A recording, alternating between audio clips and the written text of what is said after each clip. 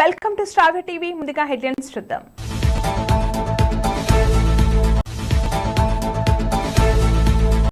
చౌటుప్పల్ వ్యవసాయ మార్కెట్ నూతన కమిటీ ప్రమాణ స్వీకారంలో మంత్రి పదవిపై తన అసహనాన్ని బహిర్గతపరిచిన ఎమ్మెల్యే కోమటిరెడ్డి రాజగోపాల్ రెడ్డి. అంబేద్కర్ విగ్రహ ఆవిష్కరణ సందర్భంగా రాష్ట్ర ఉప ముఖ్యమంత్రి భట్టి విక్రమార్క హాజరయ్యే బహిరంగ సభకి కార్యకర్తలు అధిక సంఖ్యలో పాల్గొని సభ విజయవంతం చేయాలి. కాన్పు కోసం వస్తే కష్టాల పాలు. రాష్ట్రంలో విశేష సేవలందించి పదవి విరమణ పొందిన పోలీస్ అధికారులు. ఆంధ్ర భద్రాద్రి క్షేత్ర నిర్మాణానికి విరాళమిచ్చిన వెదురుపాక అప్పన్నబాబు కుటుంబ సభ్యులు.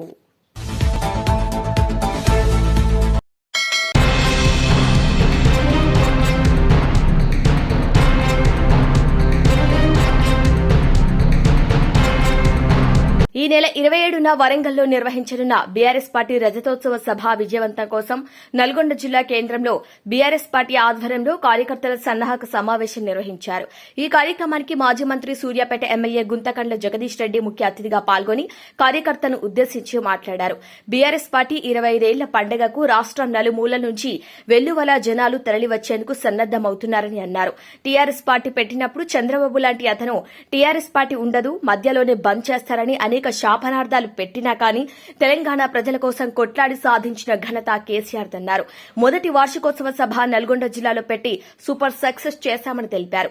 ఎన్నో మైలురాళ్లను అధిరోహించిన బీఆర్ఎస్ పార్టీ కాంగ్రెస్ పార్టీ సవాళ్లను ఎదుర్కొనే సత్తా మాకు ఉందన్నారు. ఇక తెలంగాణ ఇస్తామని చెప్పి కాంగ్రెస్ పార్టీ మోసం చేస్తే తెలంగాణ పిల్లలు ఆత్మ బలిదానాలు చేసుకున్నారని గుర్తు చేశారు. నల్గొండ జిల్లా ఉద్యమాల కిల్లా అని, అలాంటి జిల్లా నుండి మంత్రి కోమటిరెడ్డి వెంకటరెడ్డి కోతల రాయుడిగా మారాడని ఎద్దేవా చేశారు. కోమటిరెడ్డి చేతగాని మంత్రి అని, వీళ్ల చేతగానితనం వల్లనే రైతులపై మిల్లర్లు, దళారులు దాడులకు పాల్పడుతున్నారని ఆరోపించారు. మిర్యాలగూడలో మద్దతు ధర ఇవ్వమని అడిగితే మిల్లర్లు, దళారులు కలిపి రైతులపై దాడులకు దిగుతున్నారని ఆయన అన్నారు. రైతుల పరిస్థితి అగమ్య గోచరంగా మారిందని, రేవంత్ రెడ్డిని ఇంకా ఎన్ని రోజులు భరించాలని ప్రజలు బాధపడుతున్నారని ఆయన అన్నారు. వరంగల్లో నిర్వహించే సభ చరిత్రలో నిలిచిపోతుందని ధీమా వ్యక్తం చేశారు. ప్రజలు నిజంగా చాలా అసహనంగా ఉన్నారు. ఇంకెన్నో మొన్న నేను మా దగ్గర ఇంటిపోతే తగ్గ పోయినా పొలాలకి ఆడ కూర్చొని మాట్లాడుతున్నాను. నేను అన్న ఏం చేస్తామో అని కర్మగా తెచ్చుకుంటున్నాను. సరే సూర్యపేట ప్రజలైతే మీరు మంచిగా చేసింది కానీ మరి మెజారిటీ కాకపోయినా మన పరిస్థితికి వచ్చి తప్పని ఏం చేస్తావు మెడబెట్ట పాము ఖరాబ్ మాట్లాడాలని 3.5 ఏళ్ళు భరించాలి. ఒక సర్పణ కోపానికి వచ్చింది అంటే ఇక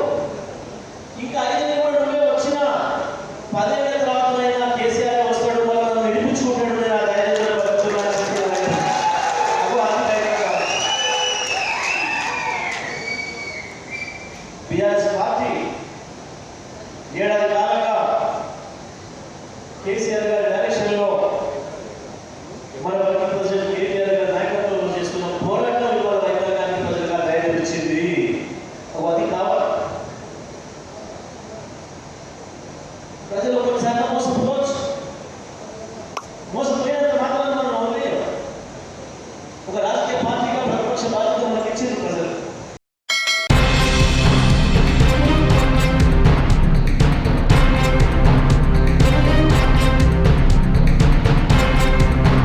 అంబేద్కర్ జయంతి ఉత్సవాల్లో భాగంగా మంచిర్యాల జిల్లా నస్పూర్ పట్టణంలో అంబేద్కర్ విగ్రహాన్ని సిర్పూర్ ఎమ్మెల్యే పాల్వాయి హరీష్ బాబు, బీజేపీ నాయకులు రఘునాథ్ పూలమాల వేసి శుద్ది చేసి నివాళులు అర్పించారు.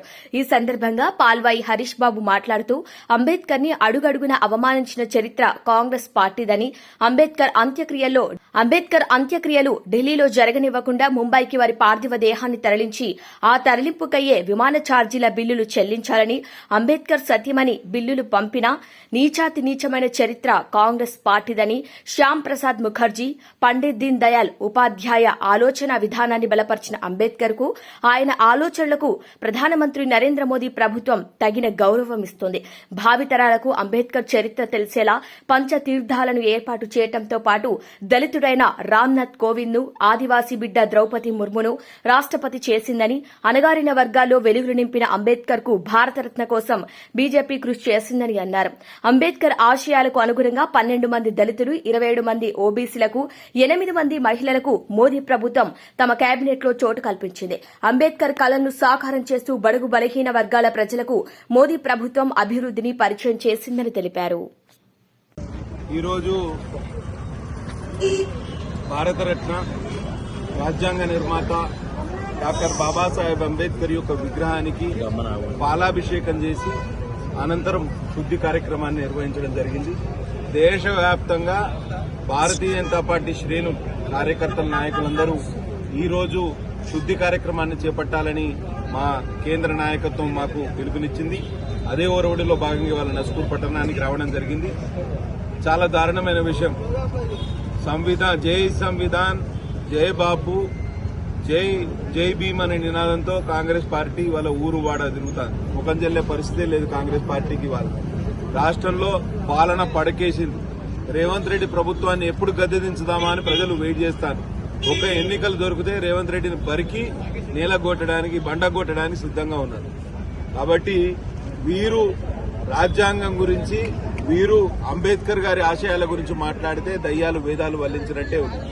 కాబట్టి అంబేద్కర్ ను అవమానపరిచిందే కాంగ్రెస్ పార్టీ. కాబట్టి వారి ఆ ధోరణికి ఇవాళ వ్యతిరేకంగా ప్రజలందరూ కూడా ఆలోచన చేయాలి. ఇవాళ శుద్ధి కార్యక్రమాన్ని నిర్వహించి కనీసం వారు కనువిప్పగలగాలనే ఉద్దేశంతో ఇవాళ శుద్ధి కార్యక్రమాన్ని నిర్వహించడం జరిగింది. తప్పకుండా రేపు అంబేద్కర్ జయంతి నాడు భారతీయ జనతా పార్టీ నాయకులు, కార్యకర్తలందరూ పెద్ద ఎత్తున అంబేద్కర్ జయంతి కార్యక్రమాల్లో పాల్పంచుకుంటారు. ఊరువాడ మొత్తం జైభీమ్ నినాదాలతోటి మారుమోగుతుంది. ఇవాళ పంచతీర్థాలుగా అంబేద్కర్ కు సంబంధించిన స్థలాలను అభివృద్ది చేసింది నరేంద్ర మోడీ ప్రభుత్వం. కాబట్టి నరేంద్ర మోడీ గారు మన రాజ్యాంగ నిర్మాత డాక్టర్ బాబాసాహెబ్ అంబేద్కర్ అడుగుజాడల్లోనే నడుస్తున్నారు. అందుకే ఓబీసీలకు రిజర్వేషన్లు, ఎస్సీ ఎస్టీలకు రిజర్వేషన్లు కల్పించడంతో పాటు రాజ్యాంగాన్ని పరిరక్షించే బాధ్యత కూడా తీసుకున్నారు. కాంగ్రెస్ పార్టీ చెప్తున్న అబద్దాలు, కల్పితాల గురించి ప్రజలు ఆలోచన చేయాల్సిన అవసరం లేదు. తప్పకుండా భారత రాజ్యాంగ పరిరక్షణ కోసం నరేంద్ర మోడీ ప్రభుత్వం కృషి చేస్తుంది. అదే ఓరవడిని భారతీయ జనతా పార్టీ నాయకులు, కార్యకర్తలు కొనసాగిస్తారని సందర్భంగా తెలియజేస్తూ సెలవు తీసుకుంటున్నా. బోలో భారత్ మాతా కీ జై.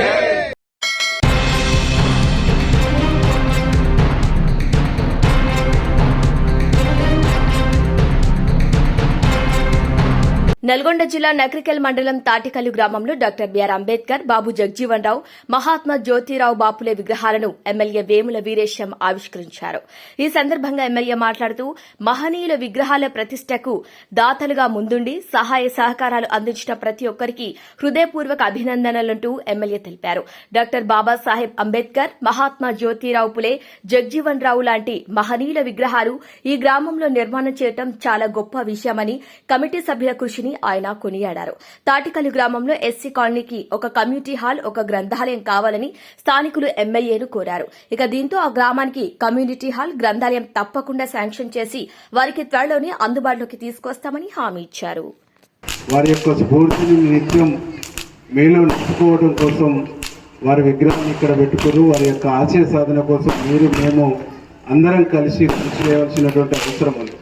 అయితే అదే క్రమంలో ఈరోజు డాక్టర్ బాబాసాహెబ్ అంబేద్కర్ ఆశయాలకు, ఆయన కళలకు భిన్నంగా జగ్జీవన్ రావు వారి ఆశయాలకు భిన్నంగా, అట్లాగే మహాత్మా జ్యోతిరావు పూలే వారి ఆశయాలకు భిన్నంగా ఈ దేశంలో హిందూ మతము, హిందూ భావజాలాన్ని ఈ దేశ ప్రజలపైన రుద్దేటువంటి ప్రయత్నాన్ని ఈ దేశాన్ని పరిపాలిస్తున్నటువంటి పాలకులు చేస్తున్నటువంటి ఒక సత్యాన్ని మీరు గమనించాలి, ఆలోచించాలని చెప్పేసి ఈ సందర్భంగా నేను గుర్తు చేస్తాను. డాక్టర్ బాబాసాహెబ్ అంబేద్కర్ ఆనాడే నేను హిందువుగా పుట్టినా కానీ హిందువుగా మరణించనని చెప్పేసి బౌద్ధ మతాన్ని స్వీకరించాడు. అంటే హిందూ మతం యొక్క ప్రమాదాన్ని, హిందూ మతం యొక్క కుట్రల్ని, కుయుక్తుల్ని ఆనాడే డాక్టర్ బాబాసాహెబ్ అంబేద్కర్ మనకు ఇప్పి చెప్పిండి అనేటువంటి ఒక విషయాన్ని ఈ సందర్భంగా గుర్తు చేస్తాను. కానీ అదే హిందూ మతం ఈరోజు ఈ దేశంలో ఒక ప్రమాదకరమైనటువంటి శక్తిగా మారి ఈ దేశంలో అణగారిన కులాలపైన, అణగారిన వర్గాలపైన అనేక రకాల వివక్షతను చూపుతుందనేటువంటి ఒక సత్యాన్ని మనం అందరం గ్రహించాలి, గమనించాలి, ఆలోచించాలి. అప్పుడు మాత్రమే ఈ మహనీయులకు మనము నిజమైనటువంటి నివాళులు అర్పించినటువంటి వాళ్ళం అవుతామని చెప్పేసి ఈ సందర్భంగా నేను గుర్తు చేస్తాను. నిన్నగాక మొన్న దాదాపు కొన్ని నెలల క్రితం మణిపూర్లో ఒక హింసాకాండ జరిగింది. ఆ హింసాకాండ వెనకాల ఈ దేశాన్ని పరిపాలిస్తున్నటువంటి పాలకులు ఉండటం మూలంగా అక్కడ ఉండేటువంటి క్రైస్తవులు, అక్కడ ఉండేటువంటి మైనార్టీలు, అక్కడ ఉండేటువంటి దళితులు అనేక మంది ఊచకోత కోయబడ్డారు అనేటువంటి ఒక సత్యాన్ని కూడా ఈ సందర్భంగా మీకు గుర్తు చేస్తూ, ఈ నెలంతా మహనీయుల యొక్క జన్మించినటువంటి నెల కాబట్టి ఆ మహనీయుల యొక్క ఆశయాల్ని, ఆ మహనీయుల యొక్క ఆలోచనలను ముందుకు తీసుకుపోవడానికి మనందరం కూడా కంకణబద్ధం కావాల్సినటువంటి ఆవశ్యకత ఉందని చెప్పేసి ఈ సందర్భంగా మీ అందరికీ గుర్తు చేస్తాము.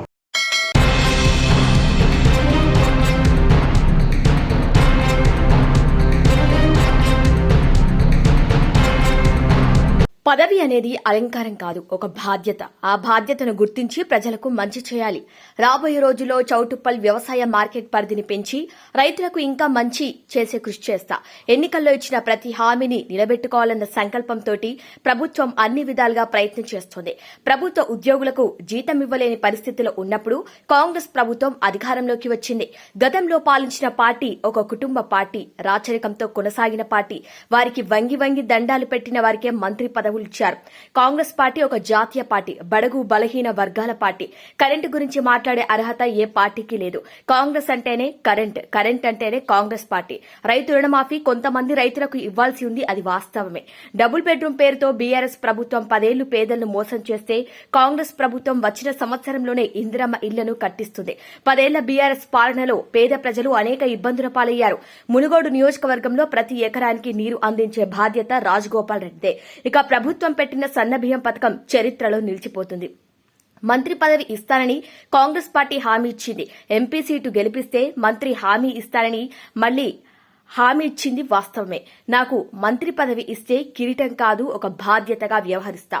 నాలాంటి వ్యక్తి మంత్రి పదవి ఇవ్వాలని పదే పదే అడుగుతుంటే చాలా బాధేస్తుంది.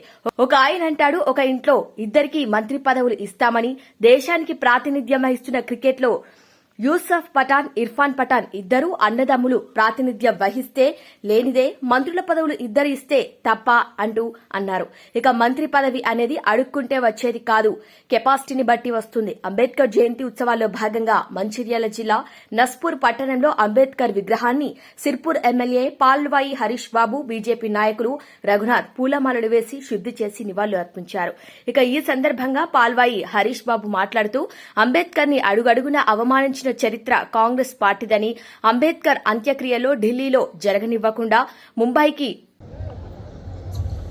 ఆయన 20 ఏళ్ళు 30 ఏళ్ళు మంత్రి పదవి అనిపించారు. ఇప్పుడు వచ్చి గుర్తొచ్చింది రంగారెడ్డి, హైదరాబాద్.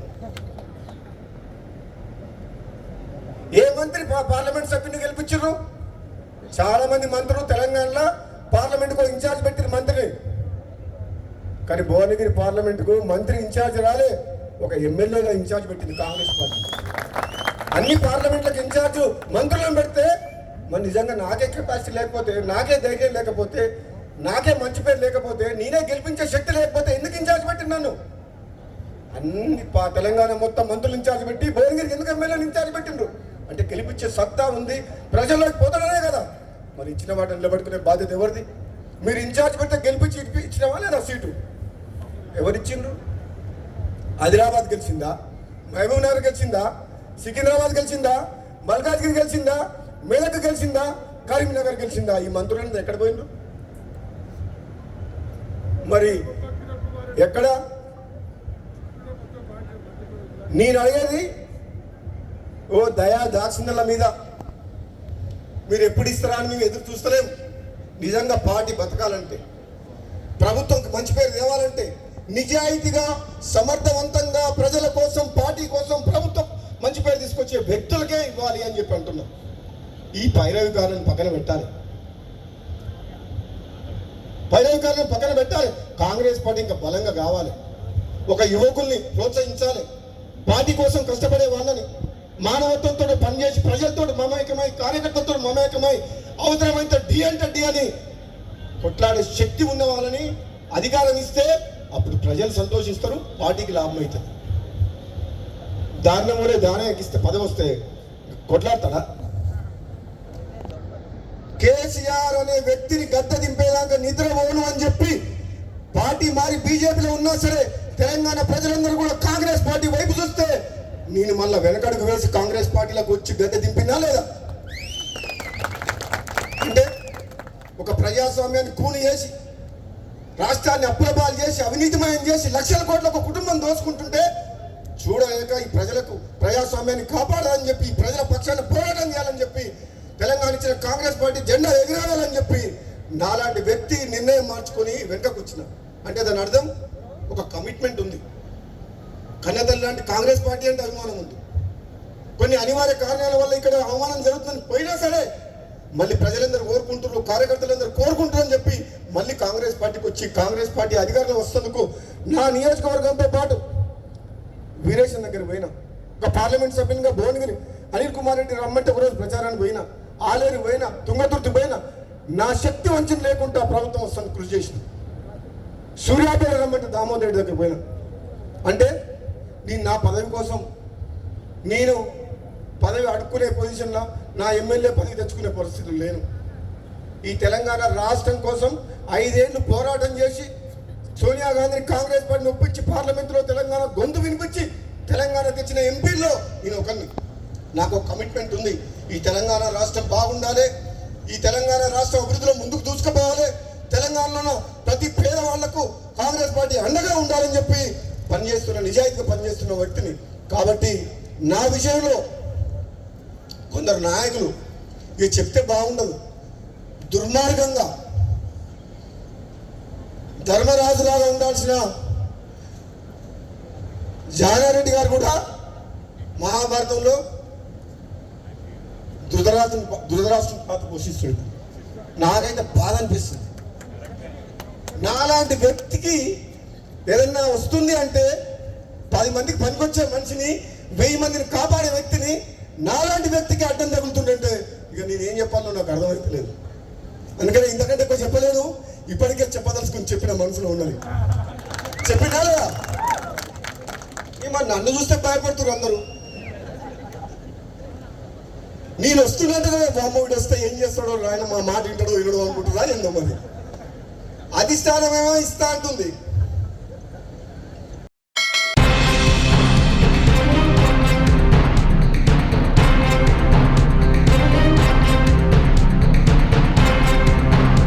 నిజామాబాద్ నగరంలోని ప్రెస్ క్లబ్ లో ఆదివారం Telangana retired police officers welfare association general body సమావేశం జరిగింది.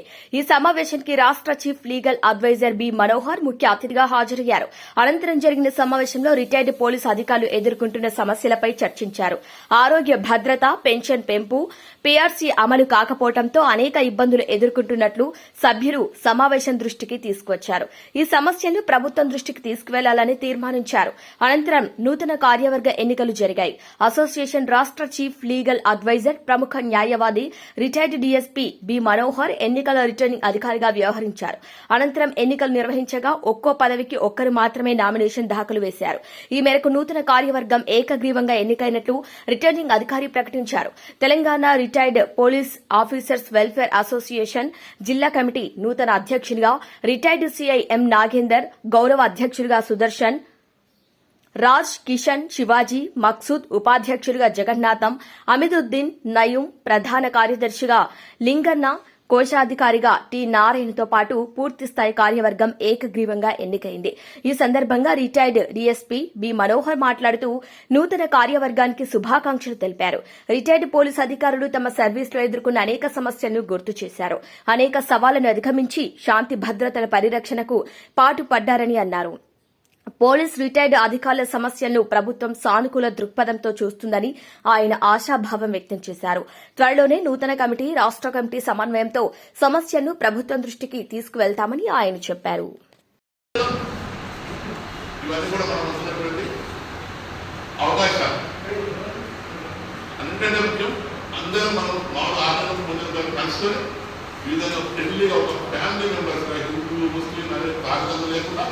పోలీస్ డిపార్ట్మెంట్ ఒకటే కమ్యూనిటీ, ఒకటే కులం, ఏకీకంగా మనం అంతా కలుసుకొని డిపార్ట్మెంట్లో ఎప్పుడు అట్లా ఉన్నామో మనం డిపెండెంట్ అయ్యి ఉన్నాక కూడా చనిపోయినా కూడా కలిసి ఉండాలని నా ఉద్దేశం. సో ఈ రోజు నేను ఈరోజు ఈ సమావేశం ముఖ్యంగా ఏంటంటే మనం సాధ్యమైనంత వరకు మాకు ఏకగ్రీవంగా ఎన్నుకోవడానికి ఉత్తమని అనుకుంటున్నాం. ఎందుకంటే సర్వీస్ మోడ్లో ముందు ఉత్సాహం చేసిన వాళ్ళు ముందుకు వస్తే వాళ్ళ పేరు రాసుకొని ఏ పోస్ట్ ఇవ్వాలనేటువంటి నిర్ణయం చేసుకుని అది పైపడుతుంది. మళ్ళీ అధ్యక్షుడు గారు వచ్చిన తర్వాత, రాష్ట్రం వచ్చిన తర్వాత ప్రమాణ స్వీకారం ఉంటుంది. ఈ లోపల రామారెడ్డి కూడా ఉంటారు, చాలా భయాన్ని అందరినీ అలా ఉన్నా అలా ఓకే कौन करना है, माँ बाप तो करना, नहीं तो बड़े भाई तो करना, नहीं तो कोई बड़ा बना कर लेके जाना, वो अलग हो. अपना फर्ज क्या है, अपन वो लोगों को सेलेक्ट करना. तुम्हारा प्रेजेंट कौन कौन है तो कर लेते. देखो भाई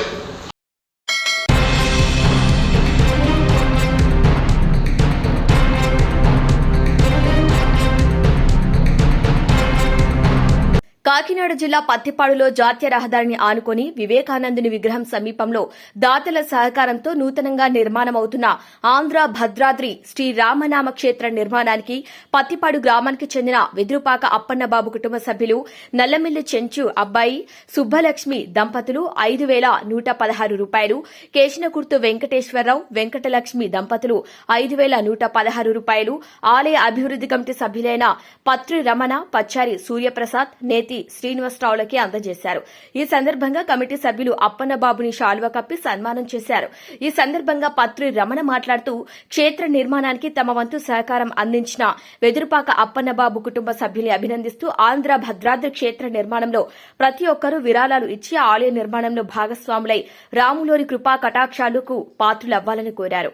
వెదురుపాక అప్పన్నబాబు మాట్లాడుతూ తమ పత్తిపాడు గ్రామంలో ఆహ్లాదకర వాతావరణంలో నిర్మితమవుతున్న ఆంధ్ర భద్రాద్రి క్షేత్ర నిర్మాణంలో పాలు పంచుకోవటం తమ అదృష్టంగా భావిస్తున్నామని, ఈ క్షేత్ర నిర్మాణానికి తమ వంతు సహకారం ఎప్పుడు ఉంటుందని ఆయన అన్నారు. ఈ కార్యక్రమంలో సిరిపిరెడ్డి సూర్యనారాయణ, సైతన శ్రీను తదితరులు పాల్గొన్నారు. ఈ ఆంధ్ర భద్ర శ్రీ రాముడికి ఇలాగా నల్లమిల్లి చించబ్బాయి, నల్లమిల్లి సుబ్బలక్ష్మి 5,116 సందా ఇచ్చారండి.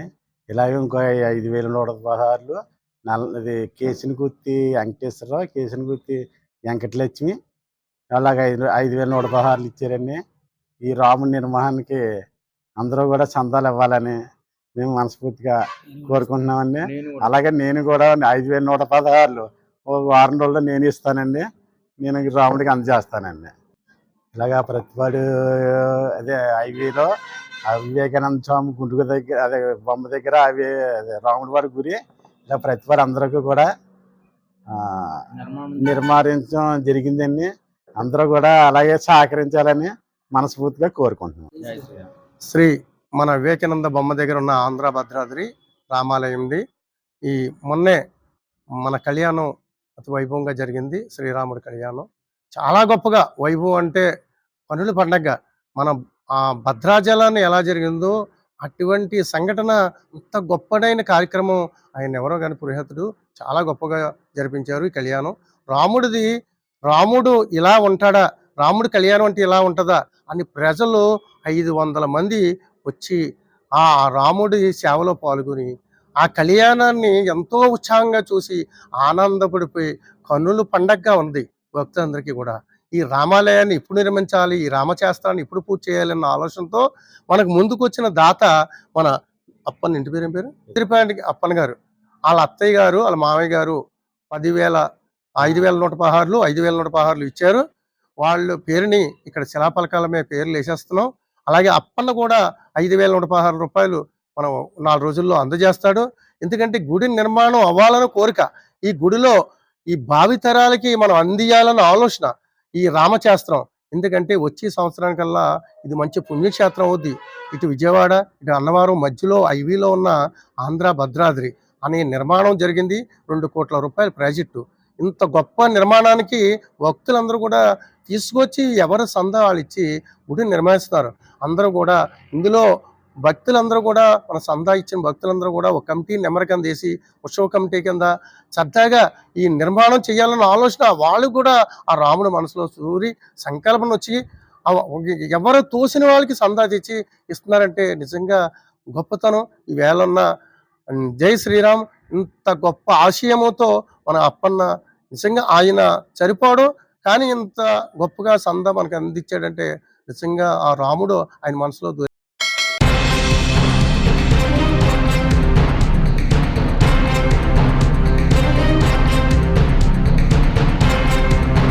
పెద్దపల్లి జిల్లా ధర్మారం మండలం ఎర్రగుంటపల్లి గ్రామానికి చెందిన శిరీష అనే గర్భవతి ఈ నెల 11వ తేదీన కాన్పు కోసం మాతా శిశు సంక్షేమ ఆసుపత్రిలో చేరగా కాన్పు కొరకు నొప్పులు రావాలని, సాధారణ ప్రసవం అయ్యే అవకాశాలున్నాయని తెలిపి నిన్న 12వ తేదీన నొప్పులు రావడంతో సాధారణ ప్రసవం కోసం ప్రయత్నించారు సిబ్బంది. ఇక ఆ సిబ్బంది యొక్క నిర్లక్ష్యం వల్ల మోషన్ పొర తెగిపోయింది. భవిష్యత్తులో మలమూత్ర విసర్జన ఒకే ప్రదేశం నుండి జరుగుతుందంటున్నారు. ఇక నా భార్యకు భవిష్యత్తులో ఎలా ఉంటుంది, అసలు ఆమె సాధారణ స్థితికి వస్తుందా, ఇది డాక్టర్ నిర్లక్ష్యం వల్ల జరిగిందా, నర్సు నిర్లక్ష్యం వల్ల జరిగిందో తెలియటం లేదు అని ఆమె భర్త సతీష్ మరియు సోదరి ఆవేదన వ్యక్తం చేస్తున్నారు. ఆసుపత్రి సిబ్బంది మరియు డాక్టర్ల పర్యవేక్షణలోనే పేషెంట్ ను ఉంచడం జరిగింది. మొదటి కాన్పు కావటం వల్లనే ప్రసవం ఆలస్యంగా అవుతుంది, అంతేకాని నిర్లక్ష్యం ఏమీ లేదు. సాధారణ ప్రసవం కావటం వలన కొన్ని విపత్కాల సందర్భాల్లో, అంటే బిడ్డ బయటకు వచ్చే సమయంలో ఆలస్యం జరగటం వలన 10 మందిలో 2కి ఇలాంటి పరిస్థితి వచ్చే అవకాశం ఉంటుంది. కుట్లు వేసే ప్రదేశంలో అనుకోకుండా అలా జరిగిందన్నారు. ఏంటంటే నార్మల్ డెలివరీ కోసం అని మేము వచ్చినాము. నార్మల్ డెలివరీ కాకుండా ఆమెకు పెయిన్స్, అద్దు ఆపరేషన్ చెయ్యి, ఆమె పెయిన్స్ తట్టుకుంటుందని చెప్పినాము. అయినా కూడా వాళ్ళు మా మాటలు వినిపించుకోకుండా నర్సులు అన్ని వాళ్ళు మా మాట నిర్లక్ష్యం చేసి ఆమెను ఈ రోజు వరకు ఆపి నైట్ మమ్మల్ని ఎవరిని రానిచ్చలేదు, మీరు ఎవరు రావద్దు అని మమ్మల్ని బయట నుంచి మా మరిదిని ఒకరిని ఆమె దగ్గర ఉంచారు. అయితే ప్రొద్దున ఇంకా పాప తల క్రిందికి రాలేదు అని ఆపి అసలు వాళ్ళు అసలు ఆమె పెయిన్స్ తీయలేదు. దాని ద్వారా అసలు వాళ్ళు ఎట్లా తొందరపడిరా అసలు ఎట్లా మాకు తెలియదు. కానీ ఖచ్చితంగా మా చెల్లెకు న్యాయం జరగాలి. మేము అసలు మాకెంతో బాధాకరంగా ఉంది. మా చెల్లెకు అది మూత్రమును దొడ్డికి పోయే పేగు కట్ చేసారు. అయితే ఆమెకు దొడ్డికి సీజరింగ్ ఇప్పుడు జరుగుతుంది. అట్లా చేసిన తర్వాత కూడా ఆమెకు యోని నుండి అది లాట్రిన్ వస్తుందని చెప్తారు. అలా కాకుండా మాకు ఖచ్చితంగా ఫస్ట్ ఎలా ఉందో అలాంటి న్యాయం మాకు ఖచ్చితంగా కావాలి. మరి హాస్పిటల్ తరఫున ఖచ్చితంగా మాకు ఎవిడెన్స్ కావాలని మేము మీడియా వారిని అడుగుచున్నాము. మాకు ఖచ్చితంగా మా చెల్లె ఫస్ట్ ఎలా ఉందో అలాంటి న్యాయం మాకు కావాలి. లేదా నా పేరు సతీష్ అండి, మా భార్య పేరు శిరీష. మేము ఈ నెల 11వ తారీఖున మొదటి కాన్పు కోసము జగిత్యాల జిల్లా ఈ మాతా శిశు హాస్పిటల్కి వచ్చాము. 11 రోజు వీరు మమ్మల్ని అడ్మిట్ చేసుకున్నారు హాస్పిటల్లో. అయితే నిన్న 12వ తారీఖు మాకు ఈ టైంకి ఆమెకు పెయిన్ స్టార్ట్ అయిందని చెప్పి పెయిన్ స్టార్ట్ అయినాయి. ఈ టైం నుండి ఈరోజు మార్నింగ్ 9:15 అప్పుడు వీళ్ళు నార్మల్ డెలివరీ కోసం ట్రై చేశారు. అయితే ఏం జరిగిందంటే ట్రై చేసేటప్పుడు నర్సు నిర్లక్ష్యం వల్ల మోషన్ వెళ్ళే పొరలు అనేది తెగిపోయింది. వీళ్ళు ఏం చేశారంటే ఎక్కువ కట్ చేశారు. అంటే చిన్న ఆపరేషన్ చేయబోయి కొంచెం ఎక్కువ కట్ చేశారు. అది ఎక్కువ కట్ అయిపోయి పొరలన్నీ తెగిపోయింది. ఇప్పుడు అది మేము వీళ్ళు వేరే డాక్టర్ని రప్పించి, అంటే ఆ స్పెషలిస్ట్ని రప్పించి మాకు ఇప్పుడు అవన్నీ ఇన్స్ట్రక్షన్ చెప్పి, అంటే దానివల్ల ఏం ప్రాబ్లం జరుగుతుంది, ఫ్యూచర్లో ఎలా ఉంటుంది ఆమె, అదన్నీ మాకు ఎక్స్ప్లెయిన్ చేసి ఇప్పుడు లోపల చర్చ జరుగుతుంది ఆమెకు. మా క్వశ్చన్ ఏంటంటే, అసలు ఇది ఎలా జరిగింది, డాక్టర్ నిర్లక్ష్యమా లేకుంటే నర్సుల నిర్లక్ష్యమా, ఇది ఎలా జరిగిందో మాకు అది ఆన్సర్ కావాలి. ఎందుకంటే ఫ్యూచర్లో ఆమెకు ఎలాంటి ప్రాబ్లమ్స్ రావద్దు, ఇలాంటి ప్రాబ్లమ్స్ ఇంకా వేరే వాళ్ళకు కూడా రావద్దు. నా రిక్వెస్ట్ ఏంటంటే, మా వైఫ్కి ఇప్పుడు వచ్చిన ప్రాబ్లము నెక్స్ట్ ఇంకెవ్వరు కూడా రావద్దని నా రిక్వెస్ట్. అయితే ఒకటి మీడియా తరపున నా సహాయం ఏంటంటే, అసలు ఎలా జరిగింది అది, నర్సులు చేసిన నిర్లక్ష్యమా లేకుంటే అది ఎలా జరిగిందో మాకు ఆన్సర్ కావాలి. ఇప్పుడు శిరీషకి ఇక్కడ నార్మల్ డెలివరీ గవర్నమెంట్ హాస్పిటల్ జగిత్యాలలో జరిగింది. కానీ ఆమెకు నార్మల్ డెలివరీ ప్రాసెస్లో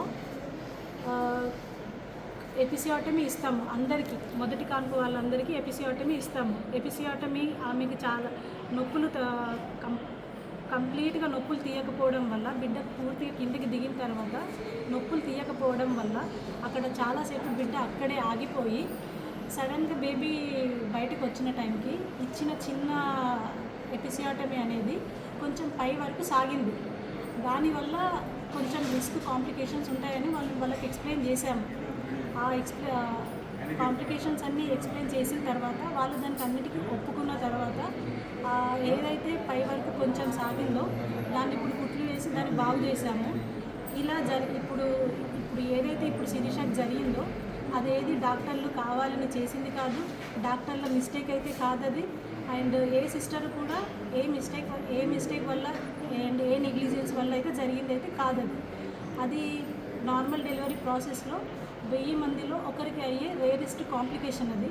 అది ఖచ్చితంగా అందరికీ అవుతుందని లేదు, అందరికీ అవ్వదని కూడా లేదు, 1000 మందిలో ఒకరికి అవుతుంది. మేము ప్రతిదీ వాళ్ళకి ఎక్స్ప్లెయిన్ చేశాము, వాళ్ళు యాక్సెప్ట్ చేశారు. ఇప్పుడు కుట్లయితే వేశాము. పేషెంట్ అయితే స్టేబుల్గానే ఉంది. భవిష్యత్తులో ఎలా ఉంటుంది మేడం?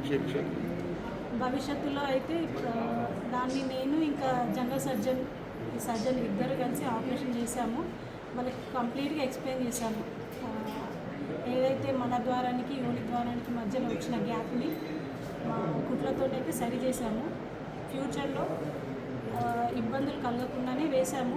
ఇన్ కేస్ దాంట్లో కూడా ప్రతి సర్జరీకి రిస్క్ కాంప్లికేషన్స్ ఉంటాయి కాబట్టి యోని ద్వారానికి మలద్వారానికి ఏమన్నా ఫర్దర్గా దారి ఏమన్నా తయారై ఉండొచ్చు. అది కూడా 10 మందిలో ఇద్దరికి అవుతుంది, అది అందరికి అవుతుందని కూడా కాదు. ఏ చిన్న ప్రొసీజర్కైనా మెడికల్ అండ్ సర్జికల్లో ఏ చిన్న ప్రొసీజర్కైనా సైడ్ ఎఫెక్ట్స్ ఉంటాయి, కాంప్లికేషన్స్ ఉంటాయి. ఏది 100% పర్ఫెక్ట్ అవుతుందని ఏది లేదు. నార్మల్ డెలివరీ కూడా అంతే, దాంట్లో కూడా రేరెస్ట్ కాంప్లికేషన్ వాళ్ళకి అయ్యింది. అది కూడా సరైన సమయంలో తల్లి పూర్తిగా తన నొప్పులు వస్తున్నప్పుడు బిడ్డని కింద పుష్ చేయకపోవడం వల్ల బిడ్డ అక్కడే 1.5 గంటల సేపు ఆగిపోయింది. మేము బిడ్డ దృష్టిని ఆలోచించుకొని కిందకి ఎపిసియాటమీ ఇచ్చి బిడ్డని అక్కడే ఆగిపోతే బిడ్డ చనిపోయే ప్రమాదం ఉంటుంది. అండ్ బిడ్డ డెలివరీ టైంలో కూడా చనిపోయే అవకాశం ఉంటుంది. కాబట్టి బిడ్డ దృష్టిలో పెట్టుకొని తల్లికి ఎలాంటి ఇబ్బంది కలగకుండా ప్రతి ఒక్కరికి మేము చేసే ప్రొసీజర్, ఈమెకంటూ సపరేట్గా చేసింది అయితే కాదది. చేశాము, కానీ అంతసేపు అక్కడే ఆగిపోవడం వల్ల కొంచెం అక్కడున్న కండరాలన్నీ సాగిపోయి మేము ఇచ్చింది కొంచెం పైకి వెళ్ళిపోయింది అంతే. అది ఏ సిస్టర్ ఏ డాక్టర్ నెగ్లిజెన్స్ వల్ల అయితే కాదు, ఏ డాక్టర్ ఏ సిస్టర్ చేతకానితనం అయితే కాదు.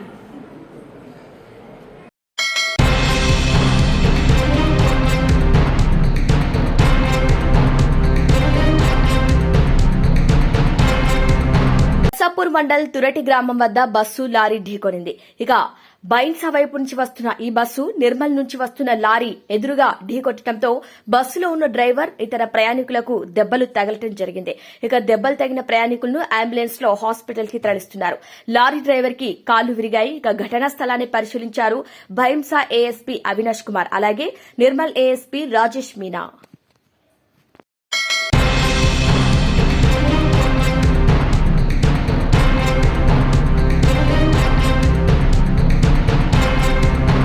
బులెటిన్ ముగించే ముందు హెడ్లైన్స్ హెడ్లైన్స్ మరొకసారి. చౌటుప్పల్ వ్యవసాయ మార్కెట్ నూతన కమిటీ ప్రమాణ స్వీకారంలో మంత్రి పదవిపై తన అసహనాన్ని బహిర్గతపరిచిన ఎమ్మెల్యే కోమటిరెడ్డి రాజగోపాల్ రెడ్డి. అంబేద్కర్ విగ్రహ ఆవిష్కరణ సందర్భంగా రాష్ట్ర ఉప ముఖ్యమంత్రి భట్టి విక్రమార్క హాజరయ్యే బహిరంగ సభకి కార్యకర్తలు అధిక సంఖ్యలో పాల్గొని సభ విజయవంతం చేయాలి. కాన్పు కోసం వస్తే కష్టాల పాలు. రాష్ట్రంలో విశేష సేవలందించి పదవి విరమణ పొందిన పోలీస్ అధికారులు. ఆంధ్ర భద్రాద్రి క్షేత్ర నిర్మాణానికి విరాళమిచ్చిన వెదురుపాక అప్పన్నబాబు కుటుంబ సభ్యులు. Bulletin updates keep watching star TV.